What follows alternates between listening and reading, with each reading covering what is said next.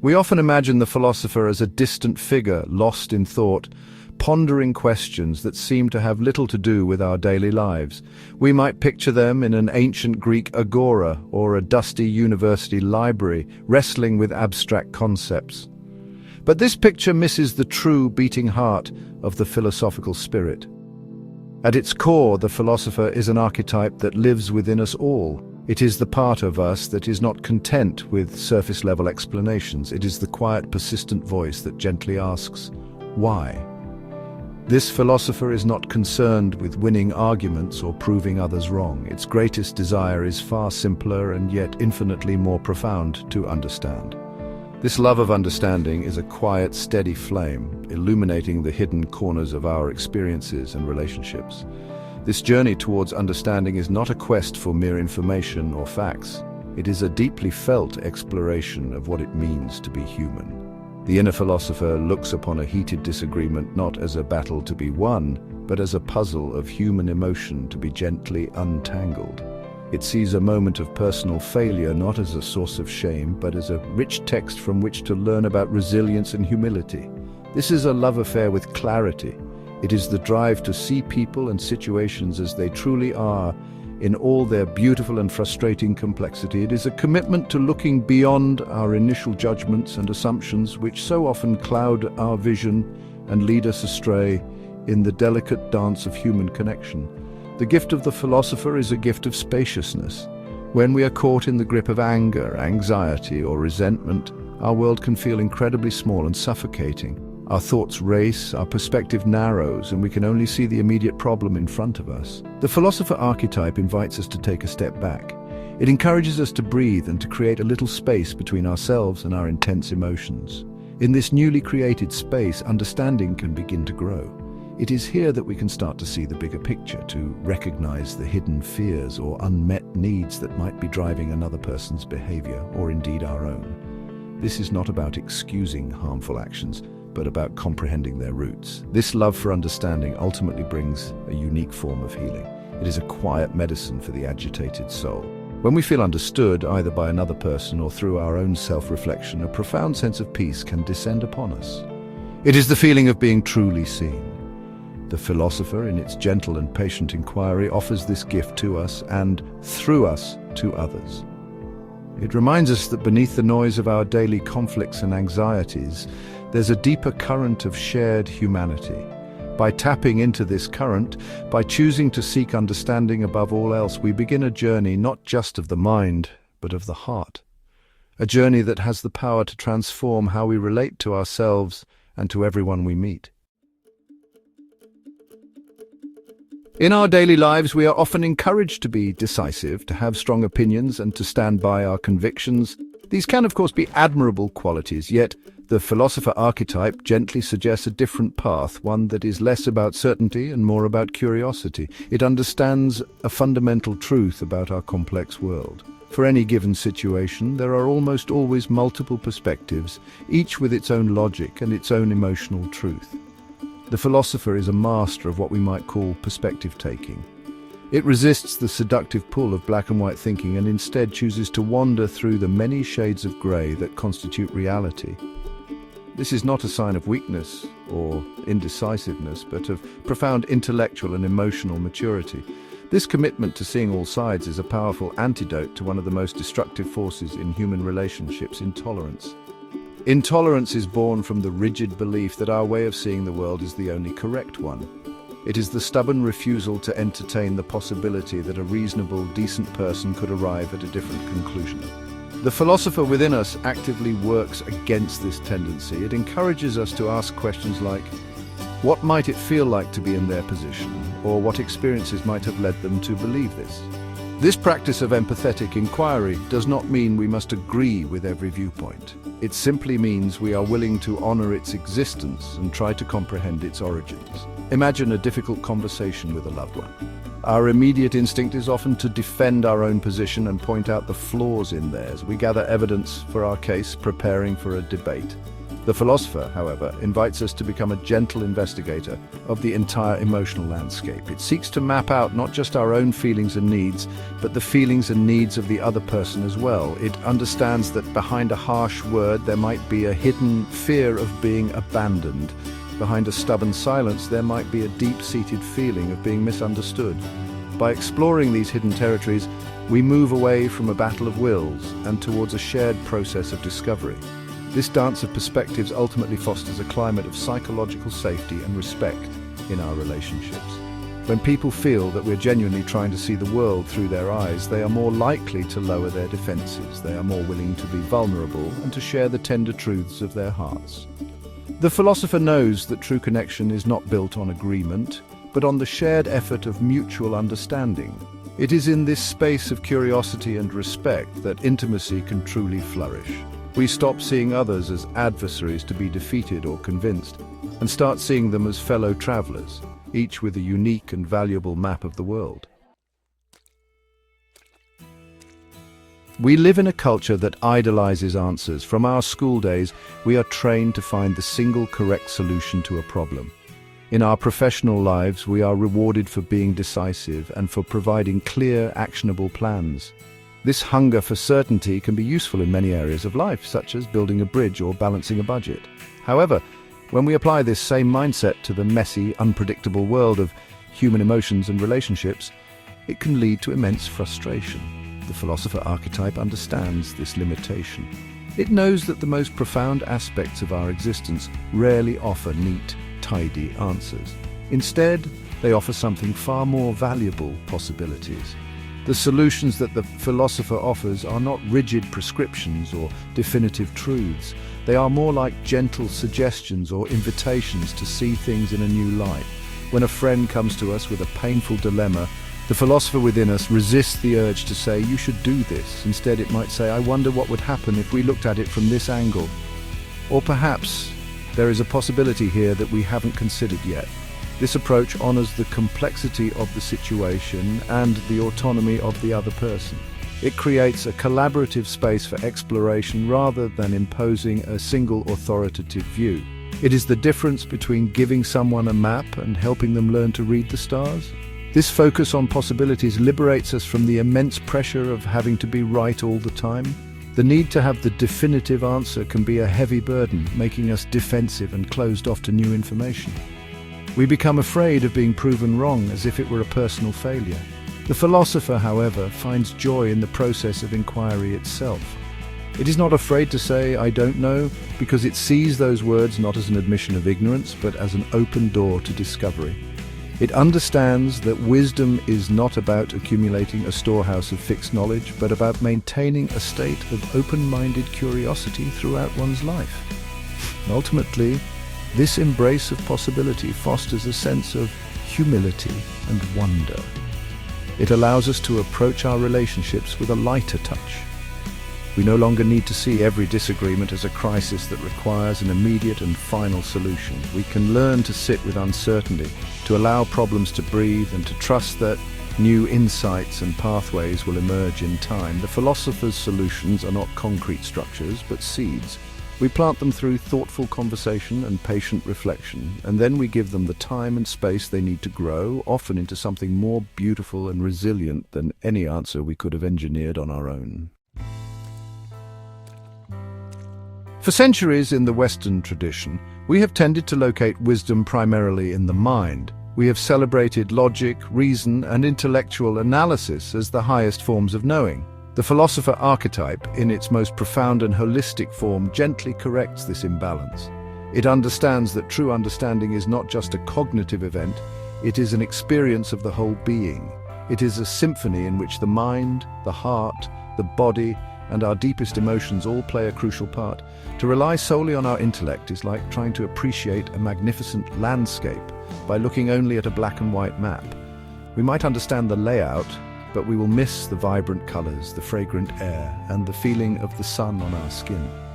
Our bodies, for instance, are immense reservoirs of wisdom.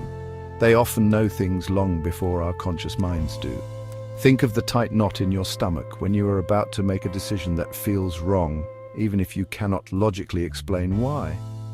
Or consider the feeling of expansive openness in your chest when you're in the presence of someone you truly trust. The philosopher pays attention to these physical signals. It treats the body not as a mere vehicle for the brain, but as a wise counselor. It encourages us to pause and ask, what is my body telling me right now? This practice of embodied awareness can provide crucial insights that our rational minds might overlook or dismiss. Similarly, our emotions are not random, inconvenient interruptions to rational thought. They are vital messengers, carrying important information about our needs, our values, and our relationship to the world around us. The philosopher does not seek to suppress or ignore emotions, but to listen to them with curiosity and compassion. It understands that anger might be signaling a boundary that has been crossed. Sadness might be pointing to a deep loss that needs to be mourned. Joy might be indicating that we are aligned with our true purpose. By learning to decode the language of our emotions, we gain access to a deeper, more intuitive form of understanding that guides us towards choices that are truly right for us. This holistic approach means that the path to real answers is not found through thinking harder, but through feeling more deeply and listening more attentively to our entire being. It is about integrating the different parts of ourselves. A truly wise decision is one that makes sense logically, feels right in our heart, and sits comfortably in our body. When we learn to consult the wisdom of the whole self, we move beyond brittle mental certainties and into a more robust and resilient form of knowing. This integrated understanding provides a stable foundation upon which we can build authentic relationships and navigate the complexities of life with greater grace and peace. Our society often teaches us to view questions as a temporary, uncomfortable state, a problem to be solved. We ask a question, we seek an answer, and then we move on, feeling a sense of closure and relief. The philosopher archetype, however, presents us with a radical and liberating alternative, the idea that there is profound peace and happiness, to be found not in having all the answers, but in learning to live gracefully with the questions. It suggests that some of life's most important questions, like what is a good life, how can I love well, what is my purpose, are not meant to be answered once and for all. They are meant to be lived. They are companions for our journey, not destinations to be reached. This shift in perspective can be incredibly freeing. The pressure to find the one right answer for our lives can be a source of immense anxiety. We worry that we are making the wrong career choice, that we have chosen the wrong partner, or that we are not living up to our full potential. This need for certainty can paralyze us, making us afraid to commit to any path for fear that it might be the incorrect one. The philosopher invites us to let go of this burden. It encourages us to see our lives not as a test with a single correct answer, but as an ongoing experiment, a creative process of exploration. The goal is not to get it right, but to remain curious, open, and engaged with the questions themselves. Living the questions means embracing the present moment with a sense of wonder, instead of constantly striving for a future point where all our problems will be solved. We can find richness and meaning in the here and now. A difficult period in a relationship ceases to be just a problem to be fixed.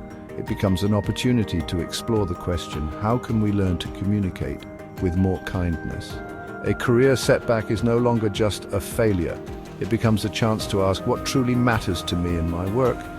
By framing our challenges as questions, we transform them from sources of stress into invitations for growth and self-discovery. This way of being brings a deep and abiding peace that is very different from the fleeting satisfaction of finding a solution. It is the peace of acceptance. It is the calm that comes from understanding that life is inherently uncertain and that this uncertainty is not a flaw, but a feature that makes growth and change possible. The philosopher finds happiness not in the solid ground of certainty, but in learning to dance with the shifting tides of life.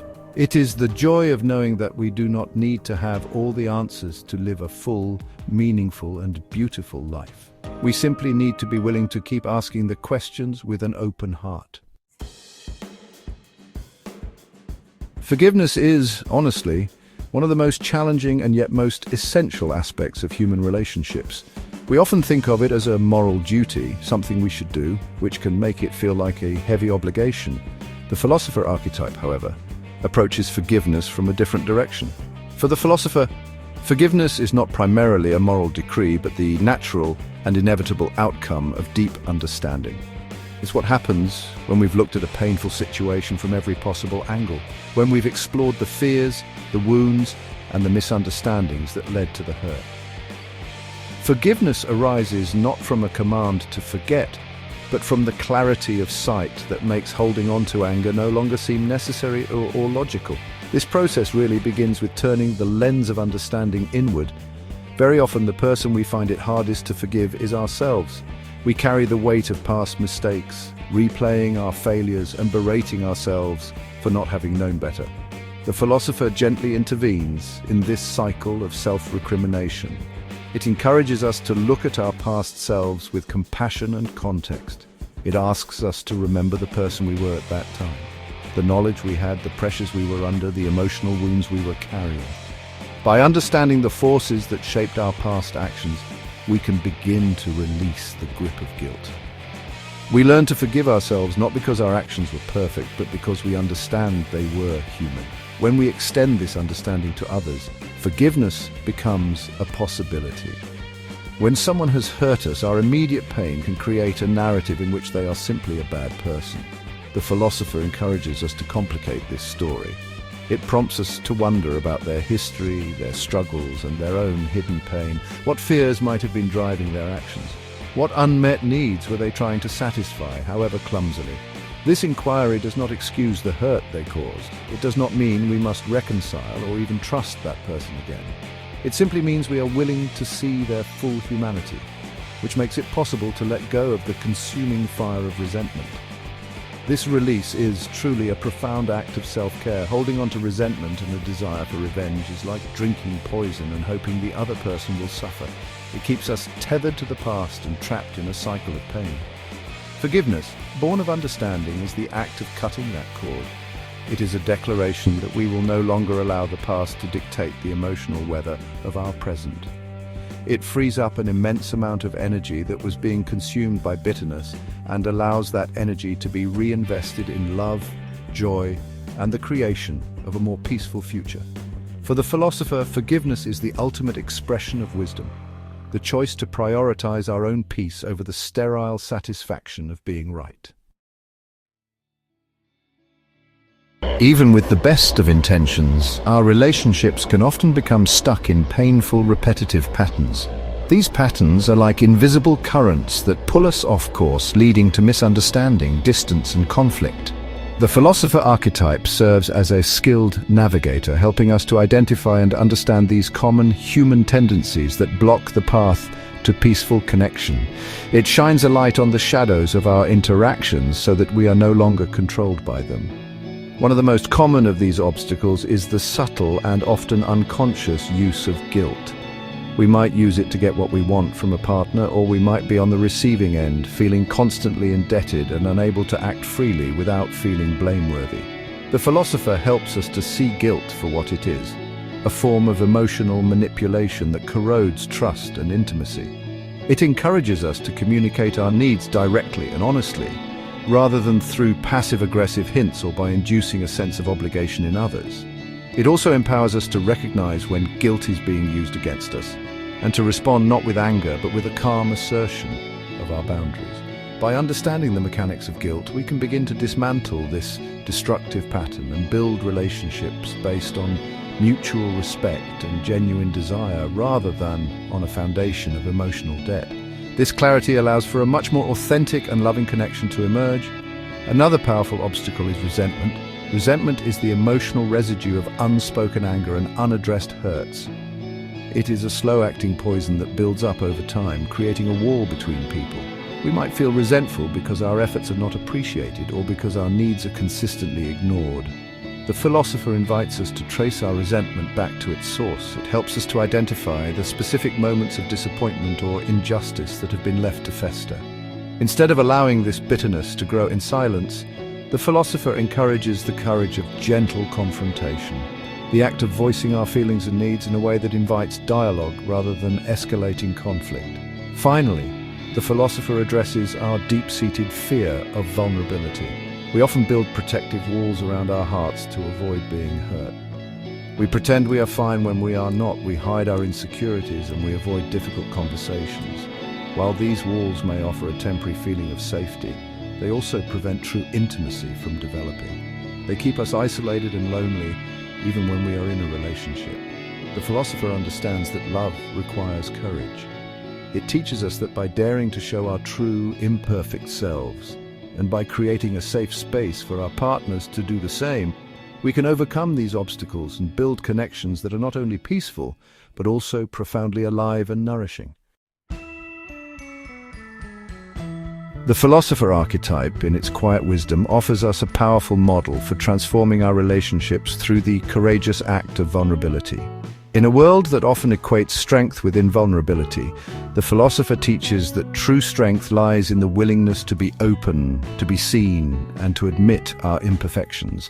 It understands that the protective armor we wear to shield ourselves from pain also blocks out love, intimacy, and genuine connection.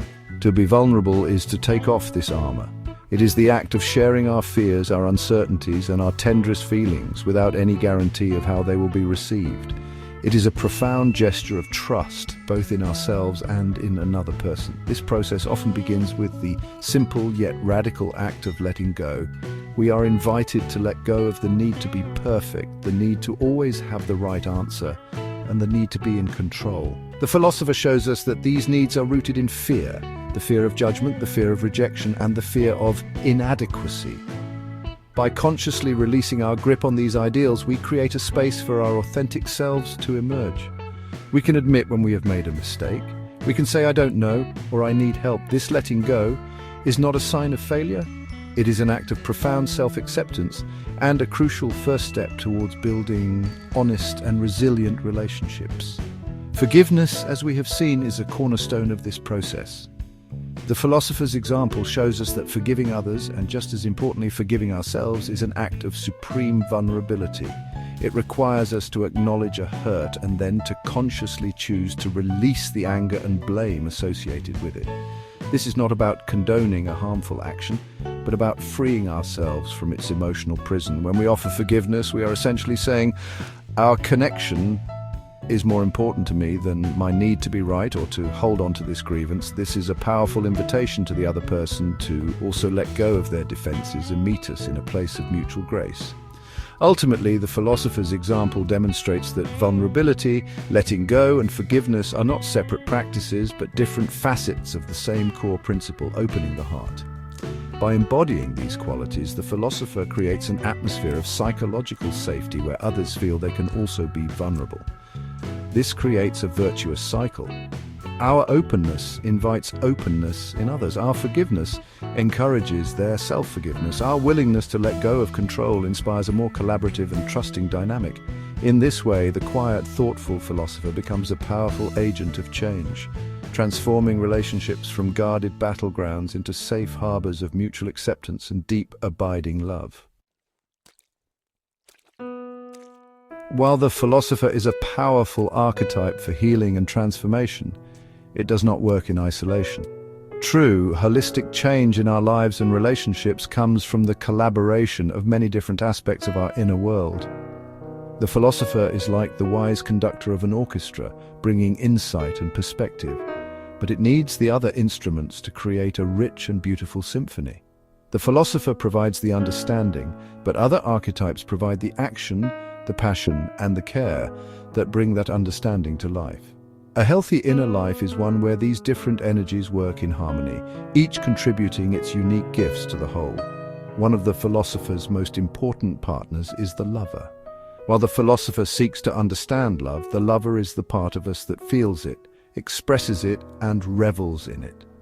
The lover brings passion, intimacy, and the desire for connection. The philosopher might understand why a partner is feeling distant, but it is the lover who provides the warm embrace, the heartfelt words of affection, and the gestures of romance that bridge that distance. The philosopher can analyze a problem, but the lover provides the emotional glue that holds the relationship together through difficult times. Together they create a love that is both wise and deeply felt, both understanding and passionate. Another key ally is the warrior. The warrior archetype provides the courage, boundaries, and commitment that are essential for any healthy relationship. The philosopher might understand the need for a difficult conversation, but it is the warrior who gives us the strength to actually have it.